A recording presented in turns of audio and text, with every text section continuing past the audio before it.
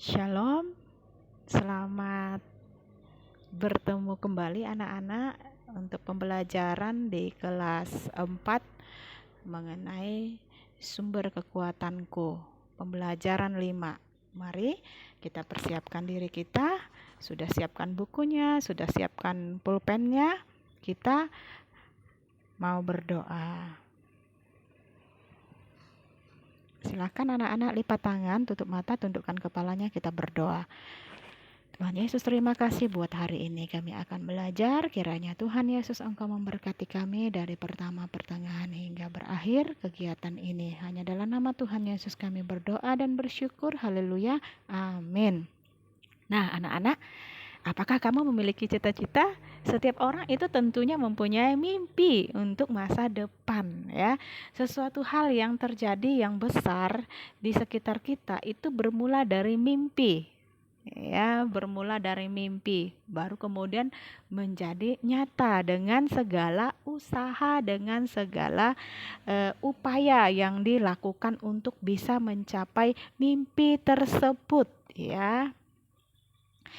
Apa itu cita-cita, anak-anak? Cita-cita itu sendiri adalah kehendak atau keinginan yang selalu kita pikirkan, yang diperjuangkan orang dengan usaha yang keras. Tanpa perjuangan, kita tidak akan bisa untuk menggapainya, anak-anak. Jadi cita-cita ini bisa tergapai kalau kita berusaha dengan kuat dan keras, ya. Anak-anak mau jadi seorang apa di sini? Mau jadi dokter mungkin, atau mau jadi guru, atau mau jadi apa ya di sini, ya? Siapa yang di sini ada cita-citanya digambar? Silakan. Ya, mau jadi tentara, ya, pinter. Ada yang mau jadi Pak Guru, ada yang mau jadi pembalap, wow, ada yang mau terbang, jadi pilot, ya. Nah, mimpi atau cita-cita itu diikuti dengan pengorbanan, anak-anak. Ya, diikuti dengan pengorbanan dan kerja keras. Tanpa kerja keras, mimpi kita itu tidak akan bisa kita capai. Jadi, kita harus memiliki usaha untuk bisa mencapai kesuksesan. Nah, anak-anak, ada mimpi yang dapat diwujudkan, ada juga mimpi yang tidak dapat diwujudkan. Ya, misalnya dalam materi kita hari ini ada kisah tentang seorang anak yang bernama Intan, ya. Kisah tentang seorang teman kita yang terkena banjir, musibah yang sangat besar. Sekitar Januari 2013 di Jakarta, banjir itu menggenangi di mana-mana, tempat masyarakat keseluruhannya di Jakarta itu terkena banjir, ya. Nah, Intan itu adalah salah satu warga Jakarta yang terkena dampak dari banjir. Rumahnya hancur dan dia tidak bisa tinggal di rumahnya lagi karena rumahnya sudah hancur oleh banjir, ya, diterjang oleh banjir. Nah, selain itu, Intan dengan teman-temannya mereka juga terkena dampak oleh banjir. Jadi mereka tinggal di tempat pengungsian yang berdesakan banyak orang, ya, berdesakan dan banyak orang. Nah, dengan situasi seperti ini, Intan setiap harinya dengan teman-temannya bercerita tentang mimpinya, ya, harapannya untuk kedepannya. Intan dengan teman-temannya ingin pulang ke rumah. Mereka ingin seperti sebelum bencana terjadi, bisa tidur di rumah, bisa pergi ke sekolahan. Nah, mungkin anak-anak juga mengalami kendala karena orang dalam mencapai cita-citanya. Ya, mungkin di sini ada kendalanya, anak-anak mengalami pergumulan, bisa karena orang tuanya yang sedang sakit, atau bisa karena orang tua yang kehilangan pekerjaan, atau bahkan ada yang kehilangan orang tua juga seperti teman-temannya Intan, ada yang meninggal terbawa arus dan sebagainya. Jadi, faktor yang mempengaruhi mimpi kita, cita-cita kita itu banyak hal, ya. bisa dari ekonomi atau tidak punya kesempatan atau datang dari diri kita sendiri, kita malas. Nah, ya, ketika kita sekolah, kita malas belajar. Nah, dan sebagainya. Sebab itu kita harus bisa mengandalkan kekuatan Tuhan. Kita tidak bisa mengandalkan kekuatan diri kita sendiri, karena Tuhan itu adalah Tuhan yang luar biasa, sedangkan kita manusia adalah manusia terbatas yang memiliki kekuatan yang tidak seperti Allah, ya. Kita memiliki keterbatasan. Manusia tidak bisa lepas dari Tuhan, sebab Tuhan adalah Allah yang luar biasa. Nah, hari ini kita akan belajar dari salah satu tokoh Alkitab, namanya adalah Nabi Mika. Ya, namanya adalah Nabi Mika. Pernah mendengar cerita tentang Nabi Mika, anak-anak? Hari ini materi kita terdapat di dalam kitab Mika pasal 1 ayat 1 dan pasal 7 ayat 8 sampai kepada ayat yang ke-20 dalam pasal yang ke-8. Nah, Mika itu singkatan dari Mikaya yang berarti siapakah seperti Yahweh. Nah, kita lihat ya. Mika ini berasal dari Moreset, sebuah kota kecil di kaki perbukitan Yehuda.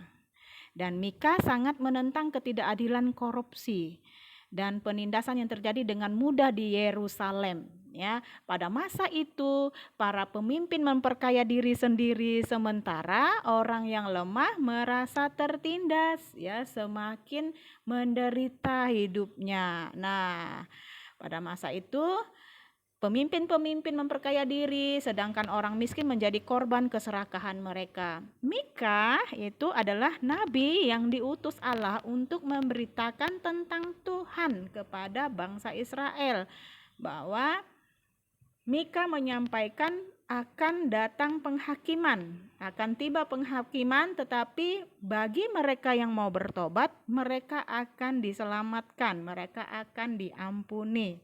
Ya, anak-anak, dan tugas Mika ini sangat berat. Mika harus membutuhkan keberanian.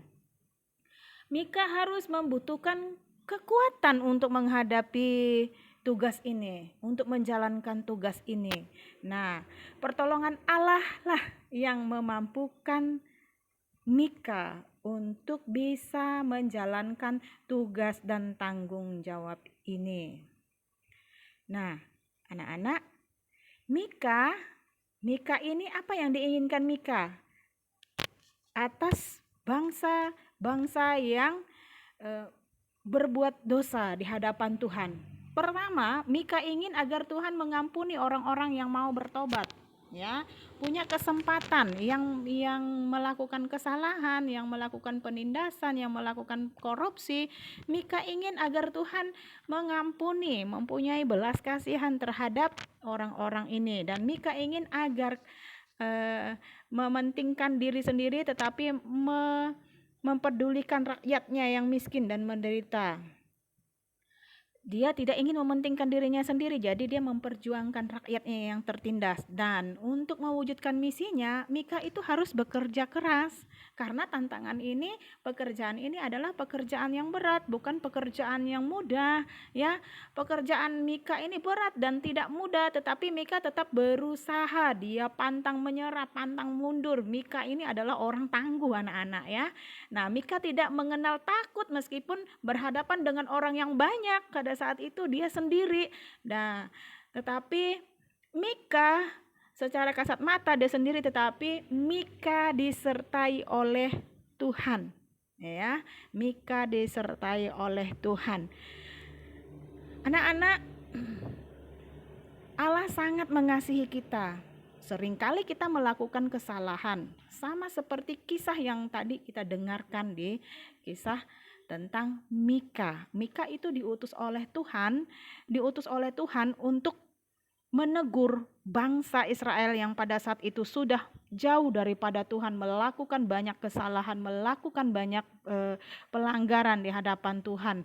Nah, tindakan yang biasa kita lakukan itu semau hati kita, sehingga melukai perasaan Allah. Keterbatasan kita membuat kita sering jatuh dalam pelanggaran. Oleh sebab itu, kita perlu bimbingan, perlu kekuatan dari Allah supaya kita mampu untuk melakukan perintahnya, dan supaya kita mampu untuk mencapai apa yang kita harapkan, apa yang kita impikan, apa yang kita cita-citakan. Nah, itu adalah pesan dari cerita materi kita pada hari ini, bahwa kita harus mengandalkan Tuhan, bukan mengandalkan kekuatan kita, karena manusia kekuatannya terbatas. Ya, manusia lebih cenderung untuk berbuat dosa, manusia lebih cenderung untuk melakukan pelanggaran, dan Allah sangat mengasihi kita. Oleh sebab itu, mari supaya kita tetap berharap kepada Tuhan. Apapun cita-citamu, apapun harapanmu, gapailah bersama dengan Tuhan. Ya, gapailah bersama dengan Tuhan. Yakinlah bahwa beberapa tahun ke depan anak-anak Tuhan yang hari ini masih duduk di SD kelas 4, bahwa beberapa tahun ke depan kalian akan menjadi orang-orang pemimpin-pemimpin, ya, akan menjadi orang-orang sukses, akan menjadi pemimpin-pemimpin, bisa jadi polisi, bisa jadi guru, bahkan ada yang menjadi dokter atau menjadi perawat, itu sesuai dengan cita-cita kita. Tetapi ingat bahwa satu hal yang harus kita ingat, kita harus melibatkan Tuhan. Kita tidak bisa mengandalkan kekuatan kita manusia. Kepintaran manusia itu terbatas, tetapi kepintarannya Allah, keilahiannya Allah itu luar biasa. Dia yang akan membela kita. Nah, anak-anak, bersama dengan Tuhan kita pasti bisa menggapai cita-cita kita. Hari ini anak-anak, siapa yang memiliki cita-cita, mari kita sebutkan di dalam hati. Kita mau katakan kepada Tuhan, saya mau mencapai cita-cita ini bersama dengan Tuhan, berusaha bersama dengan Allah, bahwa Tuhan akan memberikan cita-cita ini menjadi berkat yang mulia untuk hidup kita. Amin. Terima kasih. Hari ini materi kita sampai di sini anak-anak, dan jangan lupa nanti ada tugas yang Ibu berikan. Tadi lembarannya, tugas yang pertama itu adalah tuliskan pengertian dari cita-cita. Yang kedua, jelaskan siapa itu Nabi Mika, dan yang ketiga, apakah arti nama Mika. Tuliskanlah harapan dan cita-citamu. Itu yang keempat ya anak-anak ya. Nah, sekarang kita akan mengakhiri pembelajaran kita pada hari ini. Kita mau berdoa ya. Lipat tangan, tutup mata, tundukkan kepalanya. Kita mau berdoa. Siapa yang punya cita-cita tadi, semua kita masih pasti memiliki keinginan, memiliki cita-cita. Mari kita bawa kepada Tuhan. Kita mau serahkan kepada Tuhan, dan kita mau berjalan bersama Tuhan. Dan katakan kepada Tuhan bahwa Tuhan, tolong kami. Mari kita berdoa. Bapa di surga, kami bersyukur kepadamu buat pembelajaran kami hari ini. Mengingatkan kami bahwa kami manusia yang terbatas. Kami memiliki kemampuan yang tidak seperti Allah. Kami sering jatuh di dalam dosa, kami sering jatuh di dalam pelanggaran. Tetapi karena kasih-Mu yang besar kepada kami, Tuhan memberikan kami pengampunan. Tuhan tetap memberikan kami pengharapan. Dan kami mau menjalankan hari-hari kami, berkati anak-anak kami dalam pendidikan. Kiranya Tuhan Yesus memberkati, dan kelak mereka akan meraih kesuksesan di dalam cita-cita mereka. Dalam nama Tuhan Yesus kami berdoa, haleluya, amin. Terima kasih anak-anak, sampai jumpa lagi di lain kesempatan. Tuhan Yesus memberkati, shalom.